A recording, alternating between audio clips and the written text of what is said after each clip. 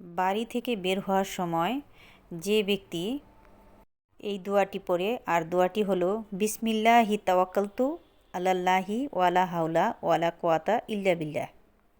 এর অর্থ আল্লাহর নামে বের হচ্ছি, আল্লাহর উপর ভরসা করলাম, আর আল্লাহর সাহায্য ছাড়া বা পাপ কাজ থেকে দূরে থাকার কোনো উপায় নেই।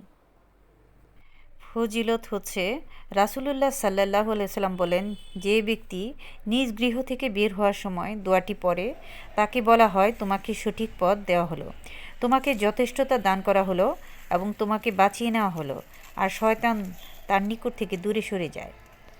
শয়তান তখন চিৎকার দিয়ে অন্য শয়তানকে বলতে থাকে, ওই ব্যক্তির উপর তোমার কর্তৃত্ব কীরূপে চলবে যাকে সঠিক পথ প্রদর্শন করা হয়েছে, যাকে যথেষ্টতা দান করা হয়েছে এবং যাকে সকল অমঙ্গল থেকে বাঁচানো হয়েছে। কাজেই বাইরে বের হয়ে এই দোয়াটি পড়লে আমরা শয়তান থেকে দূরে থাকতে পারব। সুবহানাল্লাহ।